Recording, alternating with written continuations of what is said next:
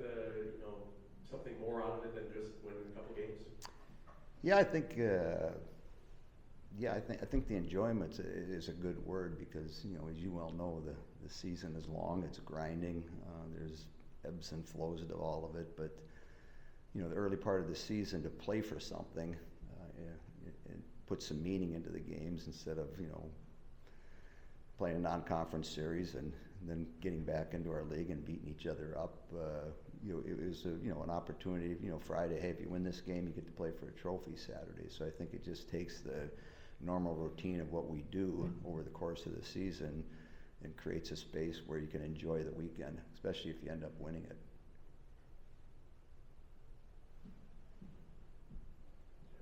Any updates on Kirsten or what her prognosis is for going forward? Yeah, she's got a lower body injury, and I don't know, what that means as far as when she'll be back, when she'll start practicing, and so I think over the next few days and period of time we'll get a better feel of that, because I think the one thing, and Laila's in the same position. I mean, they're in really good shape, so depending on what kind of injury you sustain, being in such good shape and physically strong, it probably shortens up that window of time out, and so we'll get a better feel of that over the next period of time. But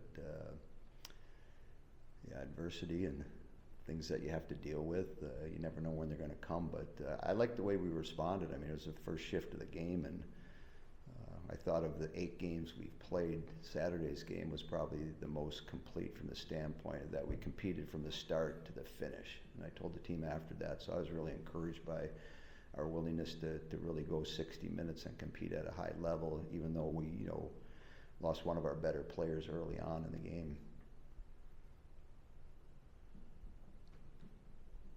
Is there, for Kirsten and Laila, kind of bigger picture, is there any added feeling just knowing they have to miss time on this front end, knowing they're also going to be missing time away from you this year, just also the opportunities the two of them have the next few months, whether it be here or with Team USA? Well, if I'm sitting in their shoes, there's a lot of things going on between my ears, in relationship to, what this season looks like and how it's going to go. They're seniors, for, a group they've been around here for, a number of years, and knowing that, when we finish the season, they're done playing for the Badgers, and then in the same space, I go down like, boy, I get to maybe play in the Olympics this year. And so that takes me down another path of excitement and anticipation, and some of the things that will be going on with both of them and some of the other players on our team. So it's an exciting time, and how well can you manage all that? Oh, by the way, I have to go to school too. I have to take tests here and I have to do papers, and so obviously there's a lot going on. And some of the things that we talked about earlier in the season was wherever you happen to be, that's where you need to plant your feet, and that's where you need to be present. And so if they're here doing what they do with us, that's their thought process, not worrying about what's going to go on next week or next month. I mean, the Olympics aren't until February, and so both have been injured now. So how are they dealing with that? And really, the first time in their lives they've been injured, they've missed time. So then all of a sudden, my train of thought goes into different directions. You can't be there. You just got to be present and trust the people around you that they're going to get you ready to play again, and then trust your ability and being confident in what you're doing, because they're both in very good positions as far as the way they're playing and how they're playing. So Sims is probably playing the best that she's played for us over her time here, and if she'll be back and she'll be fine. And so if I'm in their shoes, that's what's going through my mind. How can I control that? How can I manage it? And so I was thinking, I was walking down, I'm not a muskie fisherman. Anybody fish for muskies? Probably not, but one word you hear about muskie fishers is about being patient. I got to be patient. If I want to catch that big muskie right now, it's going to be a challenge. And so for them, can I be patient in what we're doing and knowing they're doing the right things, and if they're able to, keep their mind free of all the thoughts that are probably going through them, they're probably going to be better off. Because at the end, if you're able to do that, you probably put yourself in a better place, and knowing that there's a lot of exciting things that are going to happen to both those kids individually in the next 2 or 3 months. But then when you do catch that one, oh man, it's 48 inches and you're showing pictures to all your friends. I mean, it's incredible. Trophy. Yep. Cassie was not short on goals either her first 2 years, but I wonder if there's something more that she's done this year that you maybe are seeing come out early in the season, that she's finishing like in really important spots too. That she's obviously scored one of the goals against Duluth and got a couple more this last weekend. What's she doing to put herself in the good spots to be there when it counts? Well, it's probably level of maturity and just being comfortable with her surroundings, more so than maybe her freshman year. I mean, she's a really good skater. She's a good puck handler. She's got a good shot, and some of the things we talk about with her shot is, can you be accurate? Can you hit spots and be consistent in that? And so, the power play we had, the early part of the game against Union, she comes off the rank downhill and makes a great shot and beats the goalie, who's a right-handed catcher. And so, can I hit that spot? Can I hit the net? And I think as she goes through the next chunk of her career, the better job she does of hitting spots and hitting the net, I think those goals will come. But it's probably just a level of maturity and comfortable. And as coaches, you always want more. You're always looking for more things, especially from certain individuals. But I think they're comfortable with their line. They played a little bit this summer in Lake Placid that I saw with the college team against Canada, and so they got off to good starts, and they continue to have success, and certainly Cassie has the ability to continue that.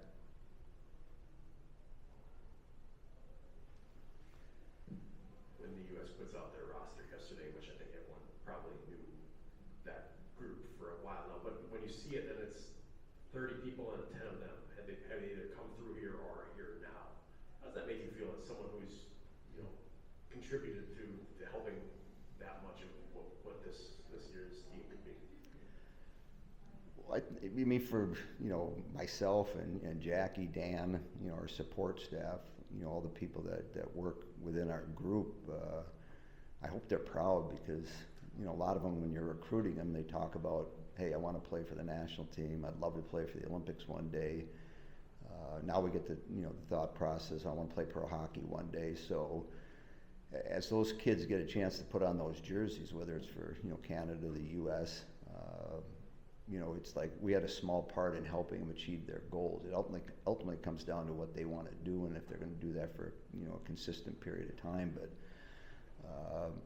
I go back to Hillary. I mean, she had aspirations, and now she's going to play in her 5th Olympics if she stays healthy. So give a lot of credit to her, because the game has changed over the course of her time, and she's adjusted, and she's kept herself in world-class shape, and gets an opportunity to do something that very few athletes get to do.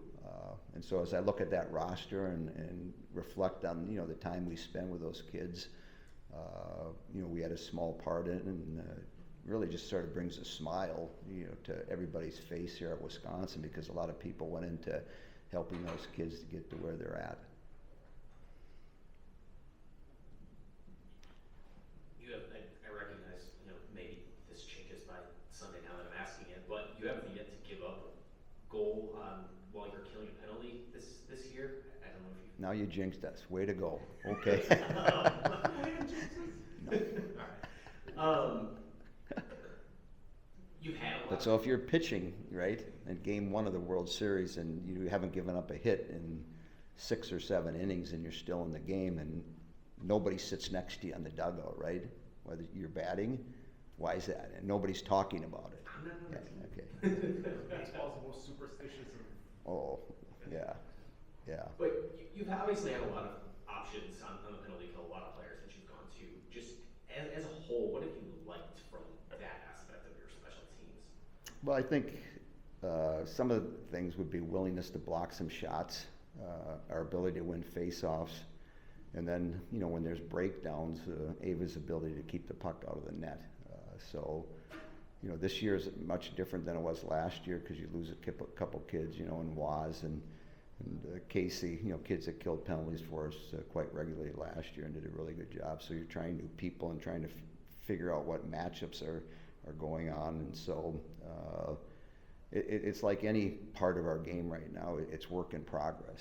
And so, you know, there'll be times that we let in power play goals, but, you know, you keep working on it and make adjustments. You know, you look at the team that you're playing, what they're doing on the power play, try to take some things away from it. But it still comes down to, you know, can I win face-offs? Because that's where the puck's going to be dropped in your end. Can I win it and, you know, get the puck down to the other end and make it difficult for the other team to enter the zone with puck control? And then can you block shots? You know, are you willing to block shots in different spaces within the penalty kill? And then, you know, when the pucks are getting through and the other team's setting up plays and getting quality chances, you know, is Ava going to be able to, you know, do what she's done up to this point? And so, but it's like any other part of our game. It's work in progress and trying to get better at it. So I've had 470 cast, and now I got to change bait because that's not quite working. But it's the next one. I'm going to get it on the next one. Hey, Coach. Sort of an off-the-wall question, but I imagine when you saw what happened at the end of the Ohio State and Minnesota game. Yep. I'm just wondering, like, what you tell your team to try and avoid situations like that. Like, obviously you want them to play physical, but how do you try to avoid emotions getting out of hand in situations like that? Yeah, it's a good question. I mean, what I saw doesn't surprise me, and so it's an opportunity for our league. And yesterday is to make a statement and do some things that indicate to not only Wisconsin but all the other teams within our league, coaching staff and players, that, you know, that's not who we are as a league. That's not what we represent. I think people come to our games and enjoy watching our games and seeing the skill and the talented players that we have throughout our league. And you know, if games are going to go that direction, then, you know, our supervisors of officials, our commissioner, and our coaches, we have to step in and make changes. And so, you know, they sent a message out with some suspensions, and hopefully everybody in our league, you know, recognizes that. And so if there's pushing and shoving after the game or after whistles, you know, then our referees have to step in and say, hey, that's not what we're about. And so it's just not who we are and what our league wants to represent. And that's my opinion. But, you know, the game has gotten a little bit more physical than I'm comfortable with. And so what can we do to rein that in? And so hopefully the message that the league sent yesterday is a call out that say, hey, we're not going to tolerate that type of stuff. And if it gets to that point, then we're going to step in and start suspending players and doing things we need to do to control it. Right. Thanks, Coach. Awesome.